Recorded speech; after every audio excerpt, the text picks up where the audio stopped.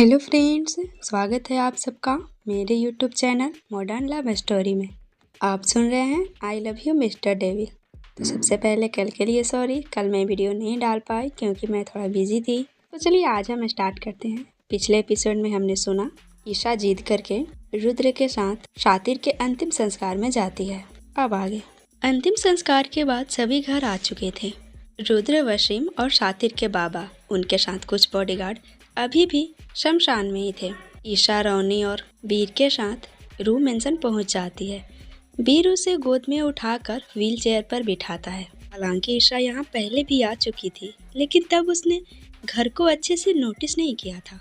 वीर wheel chair को धीरे धीरे चलाता हुआ रू मेंशन की तरफ ले आता है और ईशा चारों तरफ घर को देखने लगी। ऊंची बाउंड्री के बीच बना रू मेंशन पूरी तरह सफेद संगमरमर का था। उसके चारों तरफ गोलाई एरिया में बहुत बड़ा गार्डन था, जिसमें फूलों के साथ साथ बड़े बड़े पेड़ थे। उसमें कुछ पेड़ शो पीस थे तो कुछ फल वाले। पेड़ों पर बहुत ही खूबसूरत लाइटिंग थी। उस गार्डन में एक नहीं बल्कि कई सारी तालाबें थीं। मेन दरवाजे से लेकर बाउंड्री तक के दरवाजे को एक मोटा कारपेट मिला रहा था। रास्ते के दोनों तरफ बड़ा बड़ा तालाब था, जिसमें जल पक्षी के साथ साथ खूबसूरत जल पौधे थे, लेकिन बिल्कुल सुरक्षित और खिले हुए फूलों के साथ, मानो उन पक्षियों को ट्रेनिंग दी गई हो तालाब और फूलों को हानि न पहुंचाने का। उस तालाब के बीच में हर 10 मीटर की दूरी पर जल का फव्वारा था, जिसमें से पानी निकल रहा था। कुछ पक्षी फव्वारे के पानी से नहा रहे थे। ईशा फीके मुस्कान और नम आंखों से सब देख रही थी। वीर उसके व्हील चेयर को चला रहा था और रोनी उसके साथ साथ उसका बैग, दवाई, पानी का बोतल आदि लेकर चल रहा था। मेन दरवाजे पर पहुंचते ही ईशा की नज़र दोनों तरफ लगी विशाल 2 मूर्ति पर पड़ी। एक मूर्ति महिला की थी, उसके नीचे उनका जन्म और मृत्यु डेट लिखा था। दूसरा मूर्ति किसी बुजुर्ग आदमी का था। दोनों मूर्ति भी संगमरमर की थी। उनके ऊपर छतरी बनी थी। उसके आगे अंदर हॉल में जाने के लिए सीढ़ियाँ बनी थी। तो वीर और रोनी ने बॉडीगार्ड की मदद से व्हील चेयर को उठाकर हॉल में ले आए। हॉल काफ़ी बड़ा था। उसके बीच में उजला रंग का बहुत बड़ा झूमर था, जो लगभग हॉल के 1/4 हिस्से को बीचों बीच लटक रहा था। उसमें हार्ट शेप के दिए बने थे, जो देखने में आर्टिफिशियल थे। उनकी संख्या हजारों में थी, जो उस झूमर पर चिपकाई गई थी, और इसमें भी सफ़ेद लाइट जल रही थी। हॉल के दोनों तरफ दीवार से लगी सीढ़ियाँ थी। झूमर के ठीक नीचे बड़ा सा सोफा था, जो कि वाइट था। वहाँ लगभग एक साथ 50 आदमी बैठ सकते थे। यही सभी नौकर और बॉडीगार्ड का कमरा हॉल के चारों तरफ गोलाई में बना हुआ था। वीर उस दरवाजे को पार कर आंगन में ले आया। यहाँ भी कुछ वैसा ही डिजाइन था। ईशा ने मन ही मन सोचा, इस आदमी को उजला रंग कुछ ज़्यादा ही पसंद है। कहीं भी और कोई दूसरा रंग ही नहीं था। अम्मा अपने हाथ में पानी और कुछ खाने का सामान लेकर आंगन में आई। ईशा ने कुछ भी लेने से मना कर दिया। वीर ने कहा, आपकी दवा लेना ज़रूरी है। अगर आप खाना नहीं खाएंगी तो दवा कैसे लेंगी? ईशा ने वीर को देखा और फिर बोली, मुझे सोना है। तभी नर्स बोली, मैम। ईशा ने उसे अपना हाथ दिखाकर चुप करा दिया। आप लोगों को सुनाई नहीं दे रहा है? इसके बाद किसी ने भी कुछ नहीं कहा। वीर और रोनी लिफ्ट की सहायता से उसे एक कमरे में ले गए। वहाँ सभी नौकर अपना हाथ बांधे खड़े थे। उन नौकरों के ड्रेस भी सफ़ेद थे। यहाँ तक कि अम्मा ने भी सफ़ेद रंग की ही साड़ी पहनी थी। सभी अपने घर जा चुके थे। किसी ने भी ब्रेकफास्ट नहीं खाया था। नहाने के बाद सब अपने अपने रूम में ही सुस्ताने लगे। सबको शातिर की याद आ रही थी। रसिका अपने माँ बाप के साथ सिंघानिया हाउस चली गई थी। बाबूजी भी सिंघानिया हाउस गए थे। अम्मा खाना लेकर ईशा के कमरे में गई तो उसने खाने से मना कर दिया। नर्स ने भी उसे समझाया, लेकिन उसने खाना नहीं खाया। अम्मा हॉल में बैठी रुद्र का इंतजार करने लगी। ईशा अपने बेड पर लेटी थी। रह रहकर उसे एक दिन पहले से लेकर अब तक की सारी बातें पिक्चर की तरह उसकी आंखों के सामने घूम रही थी। एक दिन में क्या से क्या हो गया। वो बहुत दुखी थी। नर्स उसे कितने बार समझा चुकी थी, लेकिन ईशा पर उसकी जिद हावी थी। वो इस बात से और चिढ़ी थी कि बुआ दादी ने उसे रूम में सनाने के लिए कह दिया। बुआ दादी के दिमाग में चल क्या रहा है? क्या मिस्टर सिंघानिया उन्हें भी वीडियो दिखाकर डराया तो नहीं है? बस कुछ दिन और, फिर कैसे भी करके मैं उस वीडियो को डिलीट करूँगी, चाहे मुझे इसके लिए कुछ भी करना पड़े। वो इसी सोच में थी कि अम्मा रुद्र के साथ उसके कमरे में आ गई। तुमने खाना क्यों नहीं खाया? अम्मा के हाथ में थाली था। रुद्र ने कपड़े भी नहीं बदला था, अभी वो हॉस्पिटल वाले ड्रेस में ही था। उसके धोती पर ईशा का खून लगा था। रुद्र जैसे ही ईशा के बगल में बैठा, ईशा ने घृणा से अपना मुंह दूसरी तरफ घुमा लिया। ईशा ने भी अब तक कपड़े चेंज नहीं किए थे। अब रुद्र का दिमाग खराब हो रहा था। वो खड़ा हुआ और कमरे से बाहर जाते हुए बोला, इसका ड्रेस चेंज करो, मैं थोड़ी देर में आता हूँ। लेकिन ईशा ने किसी की भी बात नहीं मानी। वसीम सांझ के कमरे में पहुंचा तो सांझ अपने बेड पर बैठी थी और प्रिया उसके बगल में सो रही थी। इस समय वसीम ने ब्लैक शर्ट और ट्राउजर पहना था। सांझ भागकर उसके गले लग गई। वसीम के बाजू पर बैंडेज बंधा था और उसका दूसरा हाथ बेल्ट की सहायता से उसके सीने पर था। वसीम ने उसे अपनी मजबूत भुजाओं में जकड़ लिया। ये सब क्या हो गया वसीम? सांझ ने रोते हुए कहा। कोई इतना निर्दयी कैसे हो सकता है? ईशा भाभी ने किसी का क्या बिगाड़ा है? उन लोगों ने उन्हें मारने की कोशिश क्यों की? और तुम तो वही थे ना? फिर शातिर? वसीम ने एक गहरी सांस ली और सांझ के सर पर अपना हाथ घुमाते हुए बोला, मैं वहाँ नहीं था सांझ। वे चारों दूसरे गाड़ी में थे। हमारे गाड़ी में जो बॉडीगार्ड थे वो पहले से ही घायल थे। मैं उन्हें लेकर हॉस्पिटल आ गया था। वसीम ने सांझ के बगल में देखा प्रिया सोई थी। रुद्र उसी समय वहाँ से तेजी से अपने कमरे के लिए निकल रहा था तो उसका कदम रुक गया। सांझ का पैर जमीन पर नहीं था। वसीम ने उसे जमीन से थोड़ा सा ऊपर उठा रखा था। सांझ का चेहरा वसीम के कंधे पर था और वो उसकी पीठ सहला रहा था। ये देखते ही रुद्र की आंखों में खून उतर गया। सांझ! वो जोर से चीखा। इस समय वसीम का पीठ दरवाजे की तरफ था। सांझ ने अपना सर उठाकर रुद्र को देखा और वो वसीम के बाहों से छूटने लगी। वसीम ने भी उसे नीचे उतार दिया। रुद्र ने अब तक वसीम का चेहरा नहीं देखा था। जैसे ही वो कमरे में आया, वसीम बालकनी से कूदकर नीचे भाग गया। सांझ ने जल्दी से रुद्र का हाथ पकड़ लिया। भैया! अब तक हल्ला सुनकर प्रिया भी जाग उठी थी। रुद्र ने सांझ का हाथ झटक दिया। क्या वो वसीम था? उसने गुस्से से पूछा। तुमसे मुझे ऐसी उम्मीद नहीं थी। अब तुम यहाँ नहीं रहोगी। अब तुम अपने माँ बाप के साथ सिंघानिया हाउस में रहोगी। भाई, मैंने आपको वादा किया है ना, मैं ऐसा कोई काम नहीं करूँगी जिससे आपके मान सम्मान पर थोड़ी सी भी लाइन खींचे। रुद्र प्रिया को देखने लगा। वो रुद्र के चिल्लाने से डर रही थी। रुद्र गुस्से में वहाँ से चला गया और प्रिया रोने लगी। सांझ ने उसे जल्दी से गले लगा लिया और पानी पीने को दिया। रुद्र वहाँ से जा रहा था कि अम्मा आ गई। उन्होंने कुछ बोला नहीं क्योंकि रुद्र का शक्ल देखकर वो डर गई थी। रुद्र के चेहरे पर गुस्सा साफ दिखाई दे रहा था। अम्मा की आंखें देखकर रुद्र समझ गया कि ईशा बात नहीं मान रही है और वह उल्टे कदम ईशा के रूम में चला गया। कसकर उसने ईशा के दोनों बाजू को पकड़कर उसका चेहरा अपने चेहरे के सामने किया और उसकी आंखों में झांकते हुए बोला, अगर तुमने मेरे आने तक कपड़े चेंज नहीं किए ना, तो मैं खुद तुम्हारा कपड़ा चेंज करूँगा। रुद्र के पकड़ से ईशा के बाजू पर निशान पड़ गए थे।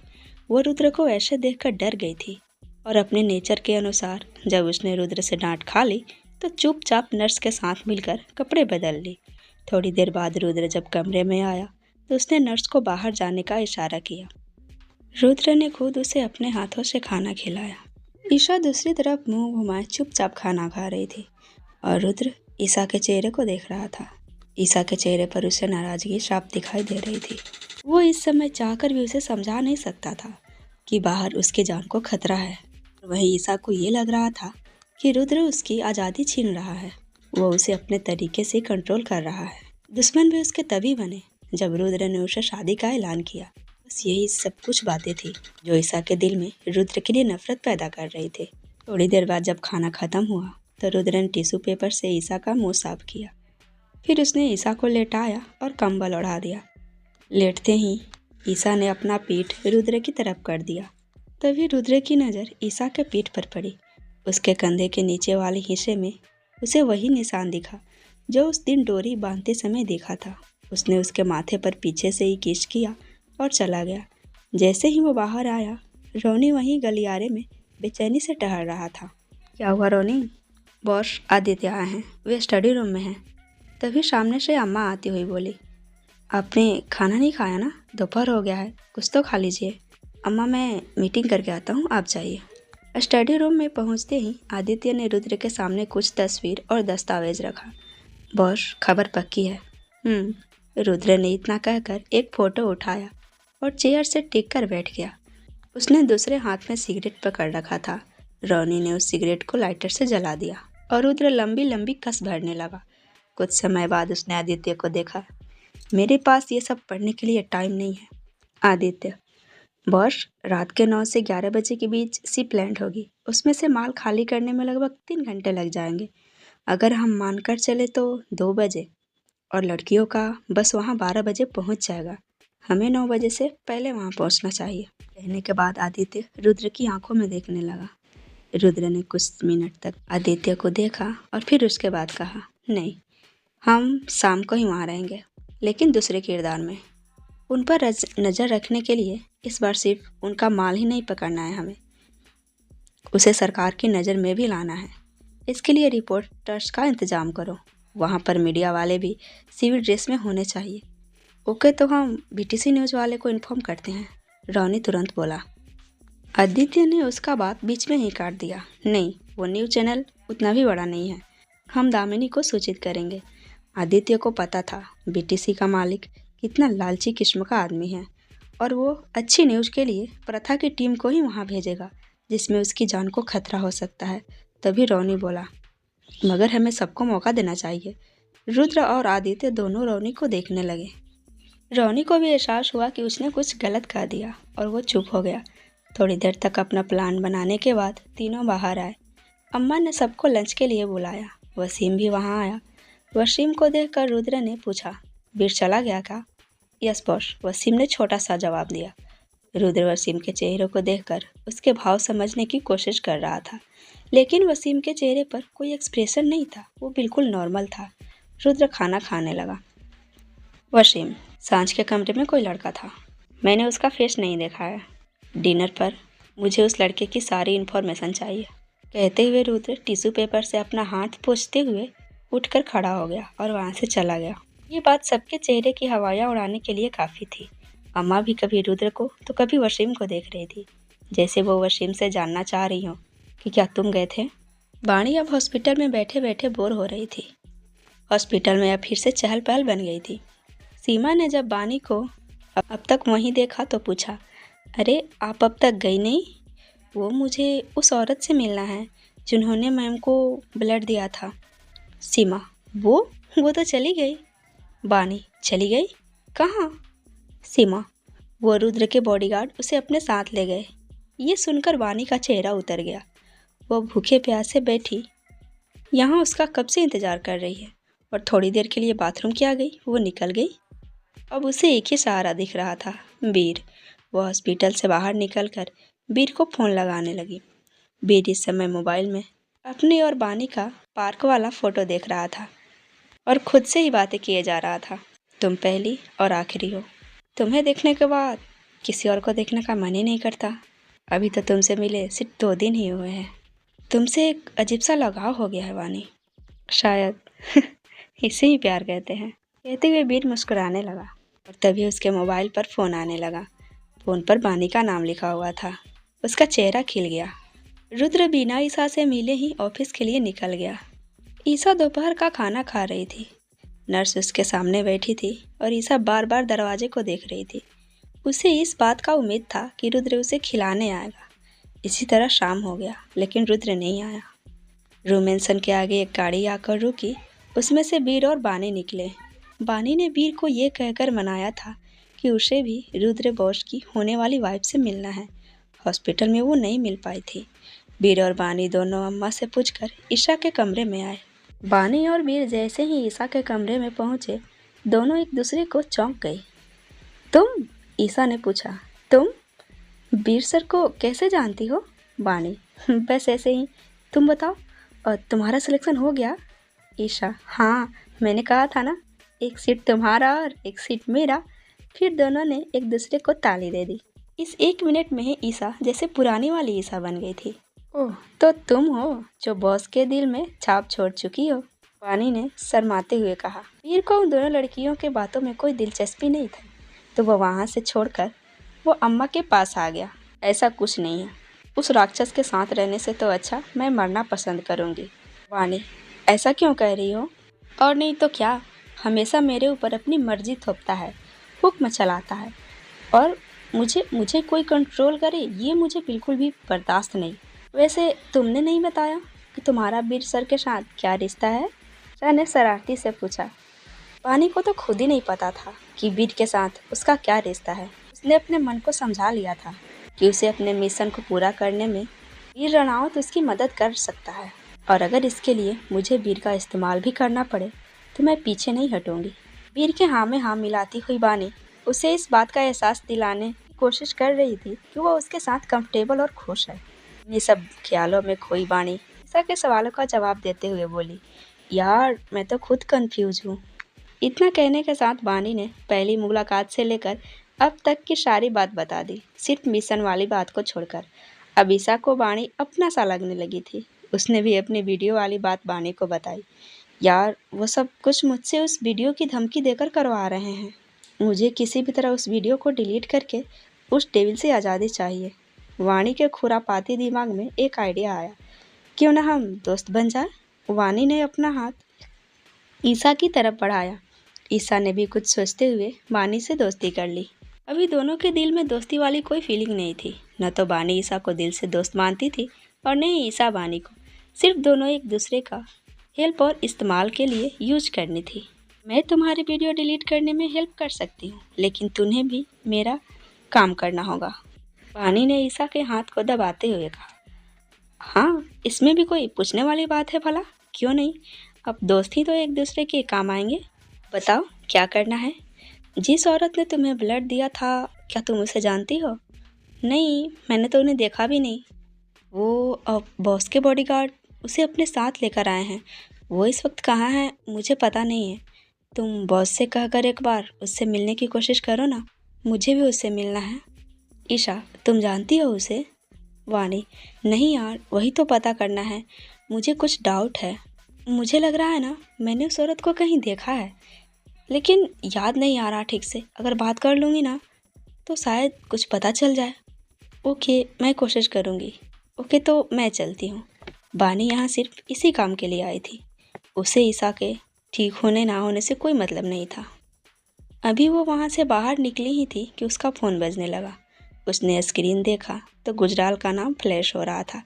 बानी एक सड़ी हुई शक्ल बनाकर एक साइड चली गई, फिर चारों तरफ देखकर फ़ोन उठा लिया। कहाँ तक काम पहुँचा?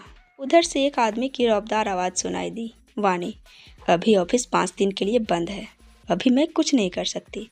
और हाँ, जब मैंने बोल दिया है कि मैं आपको इन्फॉर्म कर दूंगी, तो इस तरह बार बार मुझे फ़ोन करके ना परेशान मत कीजिए।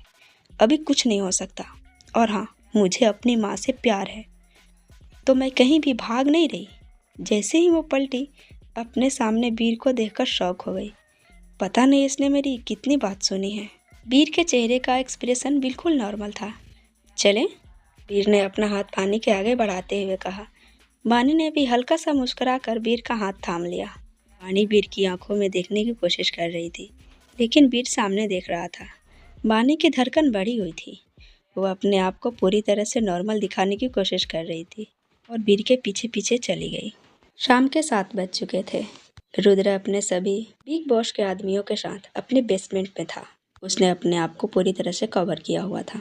आदित्य के अलावा उसे किसी ने नहीं देखा था। वो सबको कुछ इंस्ट्रक्शन दे रहा था। अपने सामने दीवार पर बड़ी सी स्क्रीन पर इलेक्ट्रिक छड़ी को चलाकर उसी शिप का फोटो और वीडियो दिखा रहा था, जहाँ पर वो शिप लैंड होने वाली थी। उसके सामने लगभग 150 बॉडीगार्ड थे, जो कि एक ही मुद्रा में खड़े थे। सबकी आंखें स्क्रीन को देख रही थी। रुद्र के साइड में रोनी और एक साइड में आदित्य खड़ा था। आदित्य और रोनी ने भी अपने आप को फुली कवर किया हुआ था। सबकी केवल आंखें दिख रही थी। बिग बॉस के माथे पर बिग बॉस का एक बड़ा सा लोगो था, जो कि उनकी टोपी के ऊपर बना था। रुद्र ने सबको समझाते हुए कहा, हमें उनमें से किसी को भी मारना नहीं है। वहाँ पर पुलिस पहले से मौजूद होगी, तो हमें सिर्फ पुलिस की मदद करनी है। उस भीड़ में आक्रांत भी था, जिसे रुद्र ने अपने जिस मकसद के लिए चुना था उसे बुला लिया था। लेकिन आक्रांत को अभी भी नहीं पता था कि रुद्र उससे क्या करवाना चाहता है। आक्रांत को आज ही ये बात पता चली थी कि बिग बॉस रुद्र ही है। आक्रांत अपने माथे का पसीना पोंछते हुए अपने बगल में खड़े अपनी बहू और बेटे को देखता है। उनकी निगाहें भी सामने स्क्रीन पर थी। प्लानिंग करने के बाद जैसे ही बिग बॉस ने अपने सारे बॉडीगार्डों को देखा तो सबने अपना हाथ ऊपर उठाकर डन का इशारा किया और बिग बॉस वहां से चला गया। बिग बॉस के पीछे रोनी भी चला गया। आदित्य वहीं पर खड़ा था। रुद्र जैसे ही बेसमेंट से बाहर आया उसका मोबाइल बजने लगा। मोबाइल पर अम्मा का नंबर था। रुद्र ने फोन को अपने कान से लगाया। रुद्र, कब घर आ रहे हैं आप? बस 2 मिनट, मैं नीचे ही हूँ, कहते हुए रुद्र ने फोन काट दिया। अम्मा बेचैनी से हॉल में टहल रही थी। जैसे ही रुद्र आया वो जल्दी से उसके पास गई। क्या हुआ है अम्मा? वो ईसा आपसे मिलना चाहते थे। कहते हुए रुद्र ईसा के कमरे की तरफ बढ़ चला। ईसा अभी नर्स के साथ उसका सहारा लेकर चलने की कोशिश कर रही थी और धीरे धीरे वो कर रही थी। रुद्र जैसे ही वहाँ पहुँचा उसने नर्स के हाथ से ईसा का हाथ ले लिया और वो खुद ईसा को वॉक कराने लगा। नर्स वहाँ से चली गई। ईसा ने भी विरोध नहीं किया। उसे रुद्र से अपना काम निकलवाना था। वो चुपचाप उसके साथ वॉक करने लगी। दोनों के बीच खामोशी थी। आखिर बात रुद्र ने शुरू किया। मुझसे मिलना क्यों जा रही थी? मैं उस औरत से मिलना चाहती हूँ जिसने मुझे ब्लड दिया था। रुद्र ने एक सार्केस्टिक सी नज़र ईशा पर डाली और वो रुक गया। उसके रुकने के साथ साथ ईशा भी रुक गई। तुम्हें क्यों मिलना है उससे? उसने मेरी जान बचाई है तो इसलिए मैं उसे थैंक यू कहना चाहती हूँ और आप मना नहीं करेंगे। ओके, लेकिन मुझे पता नहीं है कि वो कहाँ है। पता नहीं है का क्या मतलब है? सीमा कह रही थी, डॉक्टर सीमा कह रही थी कि आपके बॉडीगार्ड उसे वहाँ से ले गए। अब रुद्र के दिमाग में कुछ कौंधा। मेरे बॉडीगार्ड? मैंने तो किसी को ऑर्डर ही नहीं दिया था और मैं उस औरत के बारे में भूल कैसे गया? ओह गॉड, क्या क्या हो रहा है मेरे साथ? मुझे खुद उस औरत से बात करना था। हे भगवान, महाकाल। अच्छा ठीक है, तुम अभी वेट कर लो, मैं उसे लेकर आता हूँ। मैं देखता हूँ वो कहाँ है। वो मेरे बॉडीगार्ड नहीं थे। जब ईशा ने यह सुना तो उसे बानी की बात याद आने लगी। बॉस के बॉडीगार्ड उसे लेकर चले गए।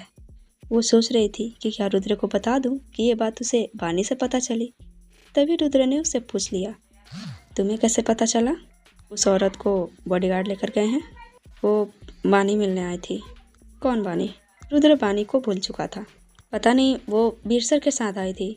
उनका शायद वीर सर के साथ कुछ रिलेशन है। मुझे माँ से भी बात करनी है।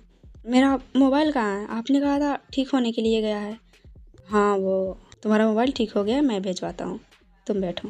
रुद्र ने ईशा को बेड पर बिठाया और उसका पैर उठाकर बेड पर रख दिया। जैसे ही रुद्र ने ईशा का माथा चूमने के लिए उसकी तरफ झुका, ईशा ने उसके सीने पर हाथ रखकर उसे रोक दिया। आप ऐसे ना मुझे बार बार ना चूमने की कोशिश मत किया कीजिए, मुझे अच्छा नहीं लगता आपका टच। ये सुनते ही रुद्र उसे छोटी आंख करके देखने लगा और उसे बाथरूम का किस याद आ गया। उस दिन तो नहीं रोका था जब मैंने तुम्हें बाथरूम में किस किया था। उस दिन तो तुम्हें अच्छा लग रहा था मेरा टच। यह सुनते ही ईशा का चेहरा शर्म से लाल हो गया और उसने अपनी नजरें के साथ साथ अपना सर भी नीचे कर लिया। वो कुछ भी नहीं बोली। रुद्र ने उसे माथे को किस किया और वहां से चला गया। ईशा ने जल्दी से अपने माथे को अपने दुपट्टे से जोर से रगड़ कर पोंछ दिया। वीर बानी को उसके फ्लैट पर लेकर गया तो वहां पर कोई नहीं था। उसने दरवाजा खोला और वीर बिना उससे कुछ पूछे ही अंदर आ गया। बानी ने उसे अपनी आंखें छोटी करके देखा। आप जाएंगे नहीं? क्यों, मेरे यहाँ आने से कोई दिक्कत है? वीर ने भी उल्टा सवाल कर दिया।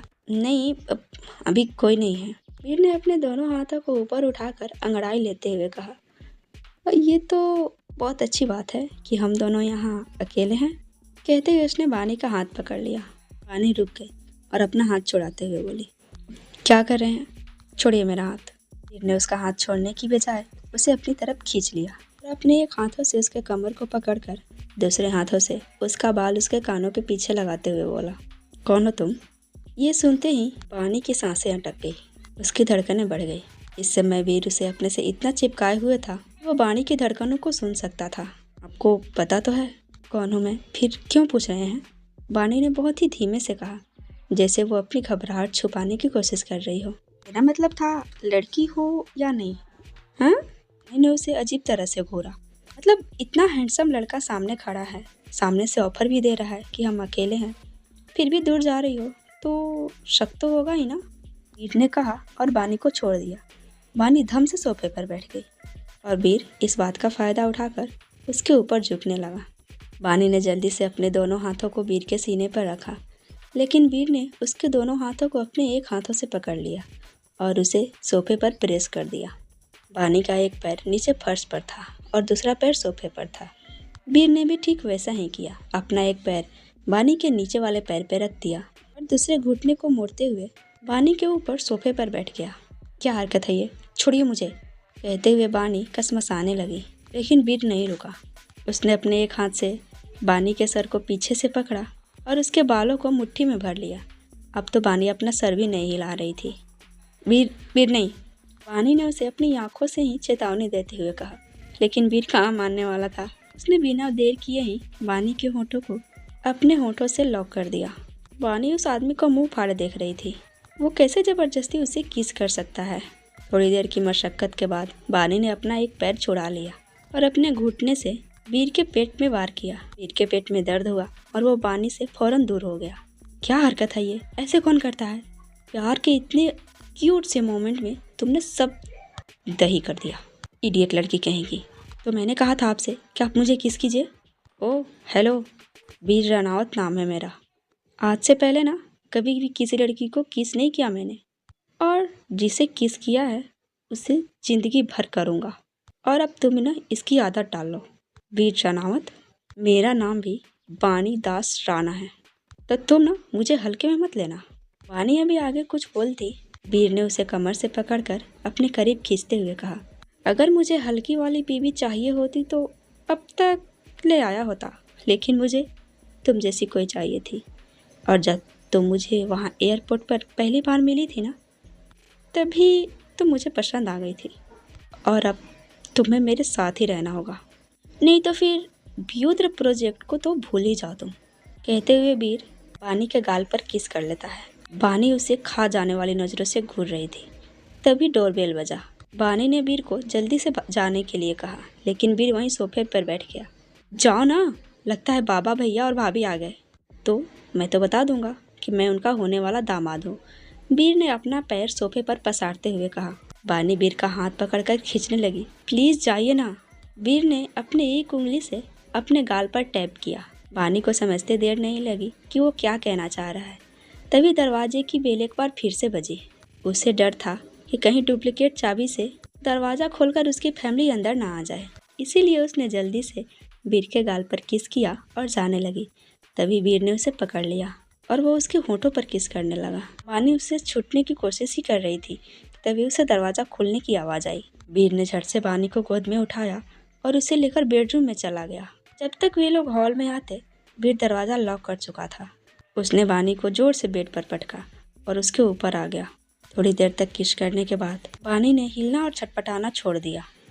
वो वीर का साथ तो नहीं दे रही थी, लेकिन अब वो उसका विरोध नहीं कर रही थी और वीर बानी से अपनी मनमानी करने लगा।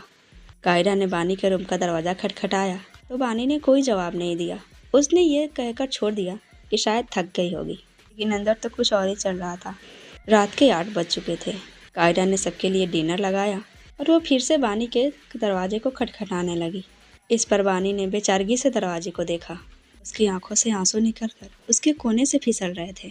वीर वहीं उसके बगल में लेटा था। दोनों के कपड़े फर्श पर नीचे आड़े तिरछे पड़े थे। वीर बानी को कमर से पकड़े हुए उसके सीने पर अपना सर रखकर सो रहा था और बानी अपनी आंखों में आंसू लिए फर्श को देख रही थी। थोड़ी देर पहले हुए सारी बातें उसे याद आ रही थी। वीर और उसके बीच सारी दुनिया खत्म हो चुकी थी। बानी को जैसे ही वो मोमेंट याद आया, उसने कसकर अपनी आंखें बंद कर ली। काहिरा दरवाज़ा पीट रही थी। दरवाज़ा पीटने से वीर की भी आंखें खुल गई। दोनों ने जल्दी से अपना कपड़ा पहना और वीर बाथरूम में चला गया। जाते जाते उसने बानी के कान में कहा, मुझे भी भूख लगी है और मुझे भी खाना चाहिए। तुम खाना लेकर यहीं आ जाना, और हाँ, थोड़ा ज़्यादा ले लेना, नहीं तो मैं कब बाहर आ जाऊँ ये मेरे भूख के कंट्रोल के ऊपर है। जितनी जल्दी तुम खाना लेकर आओगी, मैं उतनी ही जल्दी नहीं देर लगेगा तुम्हारा पर्दाफाश होने में।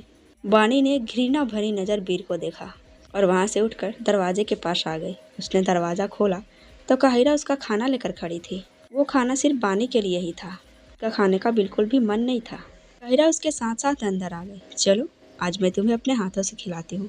तुम्हें मिशन के बारे में बताना है। ये सुनते ही पानी की जान ही निकल गई। बाथरूम में छिपे वीर ने जब ये सुना कि कान खड़े हो गए और वो दरवाजे के पास आकर कान लगाकर सुनने लगा। वानी ने उसे कहा, नहीं भाभी, अभी नहीं, आप जाइए, मुझे भूख लगी है और मुझे खाना है, और हाँ, थोड़ा सा खाना और लेकर आइए ना, मुझे ज़्यादा ही भूख लगा है। अरे ज़्यादा ही है, मुझे पता है, तुमने सुबह से कुछ नहीं खाया इसलिए मैंने एक्स्ट्रा खाना डाला है, और अगर कम होगा तो तुम मांग लेना। वानी ने फीका सा मुस्कुराहट दिया और वहाँ से चली गई। काहिरा के जाने के बाद वानी ने जल्दी से दरवाज़ा बंद किया और वीर बाथरूम से बाहर आ गया। किस मिशन के बारे में बात हो रही थी? वो आपके काम का नहीं है, वानी ने चिढ़ते हुए कहा। अच्छा, ओके, पर ये तो मेरे काम का है, कहते हुए वीर खाना खाने लगा। उसने वानी की तरफ एक निवाला बढ़ाया। वानी ने बिना कोई नौटंकी किए चुपचाप खा लिया। अब लगता है तुम्हारी भाभी यहाँ नहीं आने वाली, वीर ने कहा और बेड पर पसर गया। क्या मतलब है आपका? पूरी रात यहीं रहना है आपको? वानी ने चिढ़ते हुए कहा। और क्या? अब इतनी प्यारी बीवी, होने वाली बीवी हो तो कोई बंदा खुद को कैसे कंट्रोल कर सकता है? अभी के अभी यहाँ से निकलिए।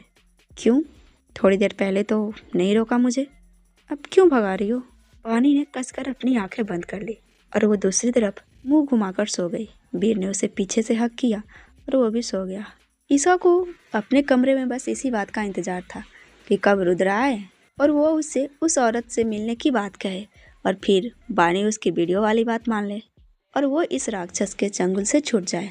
लेकिन जब रुद्र नहीं आया, उसने नर्स से पूछा, अम्मा को बुला दीजिए ना, मुझे उनसे बात करनी है। नर्स ने बिना किसी टाल मटोल के हाँ में सर हिलाया और वहाँ से चली गई। जब अम्मा आई तो अम्मा के आते ही ईशा ने कहा, और मुझे मिस्टर सिंघानिया से बात करनी है, प्लीज़ आप करवा दीजिए। तुम थोड़ा देर वेट कर लो, वो खाना खा रहे हैं, खाना खाने के बाद आ जाएंगे। खाना खाकर रुद्र ईसा के कमरे में जाने लगा और बीच में वो बार बार वीर को फ़ोन कर रहा था, लेकिन वीर का मोबाइल साइलेंट था और वीर मज़े से वानी को अपनी बाहों में भरे सो रहा था। अब रुद्र को गुस्सा आने लगा। वीर ने अब तक अपना ईमेल भी चेक नहीं किया था।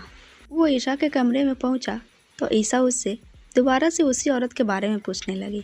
रुद्र को भी अब तक इस बात का कोई पता नहीं था कि उस औरत को कौन लग गया, आखिर वो बॉडीगार्ड कौन थे। सीमा को भी ज़्यादा पता नहीं था। सीसीटीवी में भी कुछ क्लियर नहीं हुआ क्योंकि उन बॉडीगार्डों ने मास्क लगा रखे थे। मैंने कहा है ना, मैं जल्दी पता लगा लूँगा वो औरत कौन थी, तुम अभी सो जाओ। ईशा जिद करने लगी। वैसे तो आप इतनी छोटी छोटी सी बात को 2 मिनट में पता लगा लेते हैं, और ये आपको एक औरत की इन्फॉर्मेशन नहीं निकाली जा रही है, या फिर आप निकालना ही नहीं चाह रहे हैं। रुद्र ईशा के पास बैठ गया। उसने उसके दोनों हाथों को अपने हाथों में लिया। ईशा ने झट से अपना हाथ छुड़ा लिया। ईशा की ये बेरुखी रुद्र से अब बर्दाश्त नहीं हो रही थी, लेकिन फिर भी वो शांत था। ईशा का मूड ठीक करने के लिए उसने कहा, तुम्हें अपनी माँ से बात करना था ना, चलो लो बात कर लो। तुम्हारा मोबाइल अभी रोनी के पास है, तो उसने कहाँ रखा है मुझे पता नहीं है, वो कल सुबह तुम्हें दे देगा, मैंने उसे मैसेज कर दिया है। ऐसा कुछ नहीं बोली। रुद्र फ़ोन लगाकर ईशा की तरफ बढ़ा देता है और वहीं थोड़ी सी दूर सोफे पर जाकर बैठ जाता है। दूसरी तरफ से लिया फ़ोन उठाती है। हेलो, मैं ईशा बोल रही हूँ छुटकी। दी, कैसी हैं आप? मैं ठीक हूँ। माँ कहाँ है? मदर इंडिया, वो तो किचन में है। ने खाना खा लिया? हाँ, मैंने खा लिया, ईशा ने कहा। हम सब ने भी खा लिया है। मदर इंडिया बर्तन धो रही है, आपको बात कराऊँ क्या? हाँ, कराना, ईशा ने थोड़ा सा सकुचाते हुए कहा। के कहते हुए लिया ने ललिता के कान के पास मोबाइल लगा दिया और वहीं खड़ी हो गई। क्या हुआ ईशा? ललिता ने अपने आवाज़ को थोड़ा सा नरम बनाते हुए कहा। आपको पता है बुआ दादी ने मुझे यहाँ क्यों भेजा? मैं क्या तुम्हारे बुआ दादी के दिमाग में बसती हूँ जो मुझे पता है? मुझे कुछ भी पता नहीं है, और अगर तुझे पता करना है तो उन्हीं से बात कर ले जा फ़ोन, ललिता ने बेरुखी से कहा। लिया ने फ़ोन हटा लिया। सुन लिया आपने? अब क्या मैं आपको बुआ दादी से बात कराऊँ? लिया ने कहा। नहीं, रहने दे। वैसे मुझे एक बात पता है, अगर आपकी इजाज़त हो तो बताऊँ? लिया एक नज़र ललिता को देखते हुए उससे थोड़ा दूर होते हुए बोली। क्या, बताओ? बुआ दादी कह रही थी कि बाबूजी उनके बचपन के दोस्त हैं और आपका रिश्ता बॉस से पहले ही हो चुका है। दोनों बूढ़े दोस्त यही चाहते हैं कि आपका और सिंघानिया सर का शादी हो जाए। बुआ दादी ने इस पर अपना ठप्पा मोहर सब लगा दिया है और बाबूजी तो पहले से ही आप पर फिदा है। तो मुझे नहीं लगता आप कुछ कर सकती हो, और शायद इसीलिए बुआ दादी ने आपको वहाँ रहने की इजाज़त दे दी, और ऊपर से आपके ऊपर वो हमला। शायद ये बात किसी ने सुन ली होगी दी, और अब आपके भी लाखों दुश्मन हो गए रुद्र की तरह। ईशा ने एक नज़र रुद्र को देखा, जो उसे ही देख रहा था।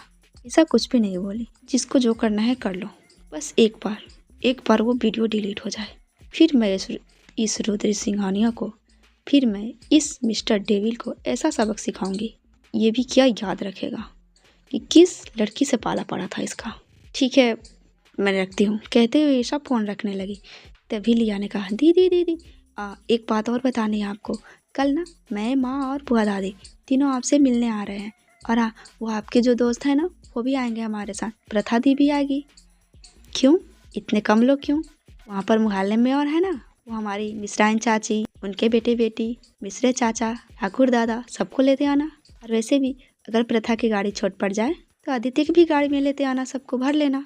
और नहीं तो कौन सा पैसों की कमी है, एक बस ही कर लेना। ईशा की बात सुनकर रुद्र को हंसी आ गई, लेकिन वो हंसा नहीं। लिया ने अपना मुंह बना लिया। ओके, मैं सबको मना कर दूंगी, मैं ही आपकी स्कूटी लेकर आ जाऊंगी, तुम्हें यहाँ आने की कोई ज़रूरत नहीं है। कहते हुए ईशा ने फ़ोन काट दिया। रुद्र को अभी अपने मिशन को अंजाम देने जाना था।